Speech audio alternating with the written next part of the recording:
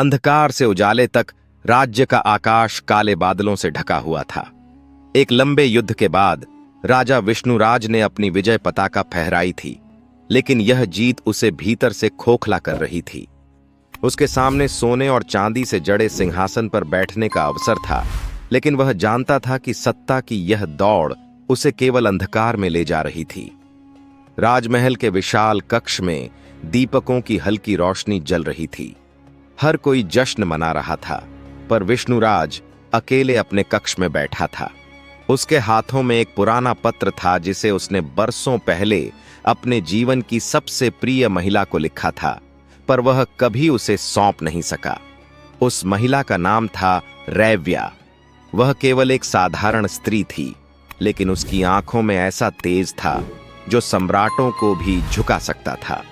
वह प्रेम और निष्ठा की प्रतिमा थी, लेकिन अब केवल स्मृति बनकर रह गई थी। बरसों पहले जब विष्णुराज केवल एक राजकुमार था, तब वह अपने कर्तव्यों और भावनाओं के बीच फंसा हुआ था।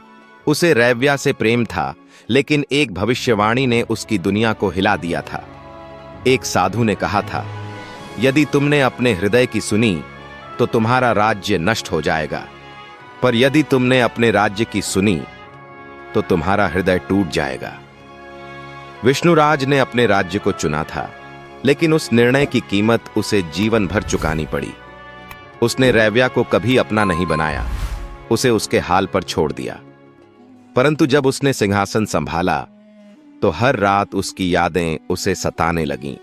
क्या सिंहासन की यह कीमत थी? क्या उसने सच में अपना सब कुछ खो दिया था? शाही बागीचे में टहलते हुए उसे अचानक रैव्या की आवाज सुनाई दी। वह चौंक गया, क्योंकि वह आवाज वर्षों पहले खो चुकी थी। उसने मुड़कर देखा, लेकिन वहां केवल अंधेरा था। यह भ्रम है, उसने खुद को समझाने की कोशिश की। पर उस रात जब वह अपनी खिड़की के पास खड़ा था, एक रहस्यमयी व्यक्ति ने उसे एक पत्र सौंपा। समय की स्याही से लिखा गया एक सत्य, जिसे तुमने ठुकरा दिया वह मिट नहीं सकता। मैं उस मोड़ पर खड़ी हूं जहां जीवन और मृत्यु मिलते हैं। यदि तुम्हारे हृदय में अब भी कोई प्रश्न शेष है तो आओ और मुझसे पूछ लो। वह पत्र रैव्या का था। क्या वह अभी भी जीवित थी, या यह केवल अतीत की कोई परछाई थी? विष्णुराज ने निश्चय किया कि वह सत्य को खोजेगा। अगली रात वह अपने कुछ विश्वास पात्र सैनिकों के साथ उस स्थान पर पहुंचा जहां रैव्या का नाम अंतिम बार सुना गया था। यह एक पुराना मंदिर था जो अब खंडहर बन चुका था। वहां चिरागों की हल्की रोशनी थी और मंदिर के गर्भगृह में एक स्त्री बैठी थी जिसका चेहरा घूंघट से ढका था। विष्णुराज का हृदय तेजी से धड़कने लगा। रैव्या, उसकी आवाज कांप रही थी। स्त्री ने धीरे धीरे अपना घूंघट उठाया। उसकी आंखों में वही गहराई थी, वही प्रेम था, लेकिन समय ने उसके चेहरे को झुर्रियों से भर दिया था। वह अब रैव्या नहीं थी जिसे वह जानता था। वह कोई और थी, शायद समय का दर्पण जो उसे दिखाने आया था कि उसने क्या खो दिया। तुमने आने में बहुत देर कर दी विष्णुराज।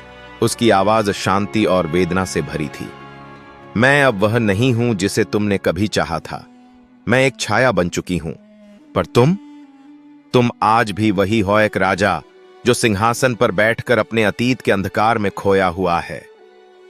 विष्णुराज की आंखों में आंसू आ गए। उसने अपनी तलवार जमीन पर फेंक दी और धीरे धीरे उसके पास गया। मैंने तुम्हें खो दिया रैव्या, पर मैं जानना चाहता हूं क्या तुम मुझे अब भी वैसे ही देखती हो? रैव्या मुस्कुराई, लेकिन उसकी मुस्कान में अनगिनत दर्द छिपे थे। मैंने तुम्हें कभी छोड़ा ही नहीं विष्णुराज। मैं तुम्हारे हर निर्णय में थी, हर रात में, हर खामोशी में। लेकिन अब समय आ गया है कि तुम अपने अंधकार से बाहर निकलो। विष्णुराज ने उसकी ओर हाथ बढ़ाया, लेकिन रैव्या धीरे धीरे पीछे हटने लगी। मुझे जाने दो, उसने कहा। अब तुम अपनी राह चुनो।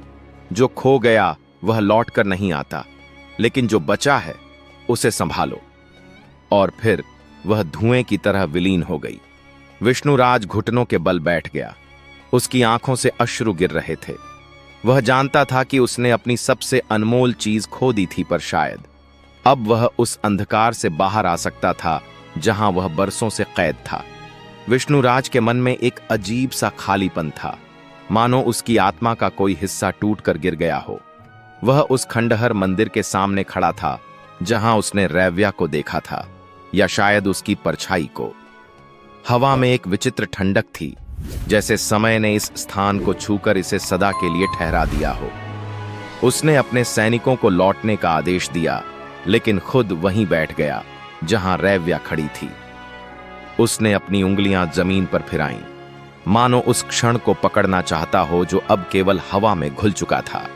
वह रात भर वहीं बैठा रहा, और जब सुबह के हल्के किरणों ने मंदिर की टूटी हुई दीवारों को छुआ, तब उसने एक अजीब सी शांति महसूस की। पर शांति के साथ ही एक नया प्रश्न उसके मन में उठा, क्या रैव्या सच में जीवित थी, या वह केवल उसका भ्रम था? अगर वह जीवित थी तो वह इतने वर्षों तक कहां थी, और अगर वह भ्रम थी तो यह भ्रम इतना वास्तविक क्यों लग रहा था? राजमहल लौटकर भी विष्णुराज का मन व्याकुल था। उसके दरबारी उससे अगले राज्याभिषेक समारोह की तैयारियों के बारे में बात कर रहे थे, पर उसकी आंखें बार बार खिड़की से बाहर उस दिशा में चली जातीं जहां वह खंडहर मंदिर था। हर एक शब्द जो रैव्या ने कहा था उसकी आत्मा पर अंकित हो चुका था। मैंने तुम्हें छोड़ा नहीं, मैं तुम्हारी हर खामोशी में थी। क्या सच में वह उसके साथ थी? क्या उसका अतीत अभी भी उसकी छाया बनकर उसके चारों ओर घूम रहा था? उस रात वह सो नहीं सका। उसने महल के पुस्तकालय से राज्य के पुराने अभिलेखों को निकलवाया, हर पन्ने को पलटता गया, हर दस्तावेज को ध्यान से पढ़ता गया। वह रैव्या की हर संभव याद को खोजना चाहता था, लेकिन वहां कुछ नहीं था, ना उसका नाम, ना कोई निशान, कुछ भी नहीं। ऐसा लगा जैसे इतिहास ने जानबूझकर उसे मिटा दिया हो। पर तभी एक पुरानी पुस्तक के पीले पड़ चुके पन्नों के बीच एक हस्तलिखित पत्र फंसा हुआ मिला। उसे पढ़ते ही विष्णुराज का हृदय जोर से धड़क उठा। वह पत्र रैव्या का था। उसने कांपते हाथों से उसे खोला और पढ़ना शुरू किया। जब मैं महल से निकली थी, तब मुझे लगा था कि तुम मेरे पीछे आओगे। मुझे विश्वास था कि एक दिन तुम अपना सिंहासन छोड़कर मेरे पास आओगे, पर समय बीतता गया और तुम नहीं आए।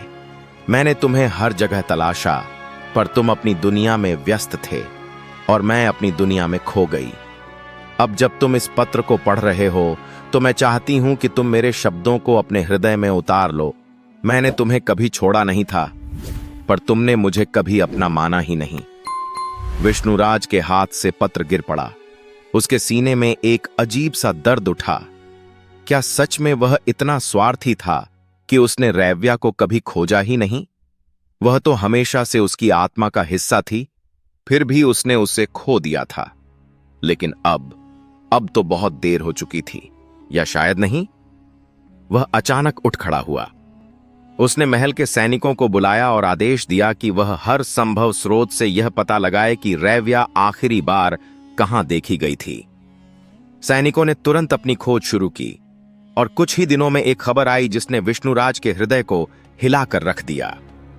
महाराज, हमें एक वृद्धा मिली है जो कहती है कि उसने वर्षों पहले रैव्या को देखा था। वह एक दूरस्थ गांव में रहती थी, जो अब उजड़ चुका है। विष्णुराज ने एक क्षण भी बर्बाद नहीं किया।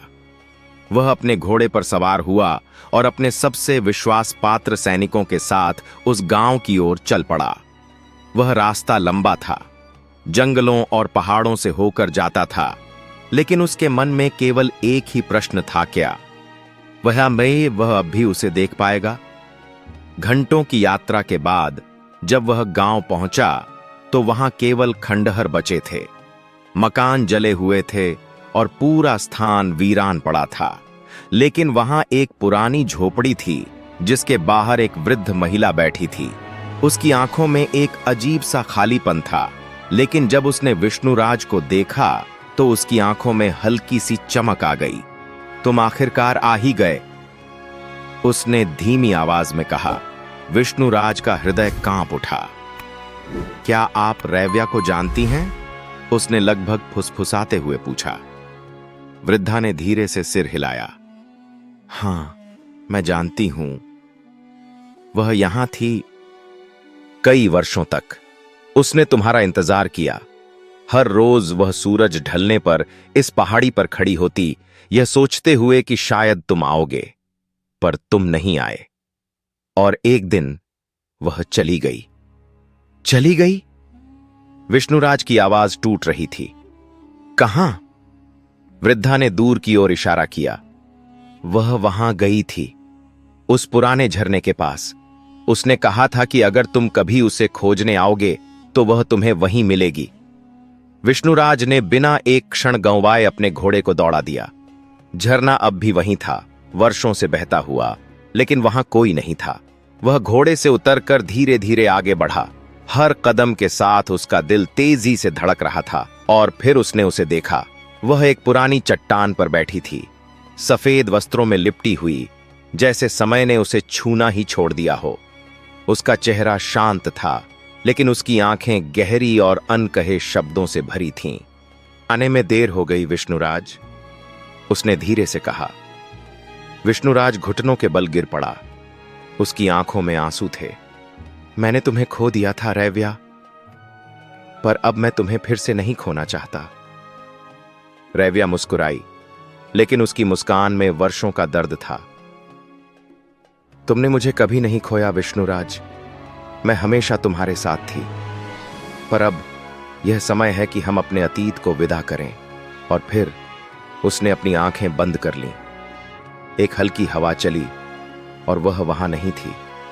विष्णुराज अकेला रह गया, पर इस बार उसके मन में कोई अंधकार नहीं था। उसने अपना हाथ अपने हृदय पर रखा और महसूस किया रैव्या अब भी वहीं थी, उसकी आत्मा में, उसकी धड़कनों में। और उसी क्षण पहली बार उसे लगा कि वह सच में मुक्त हो गया है।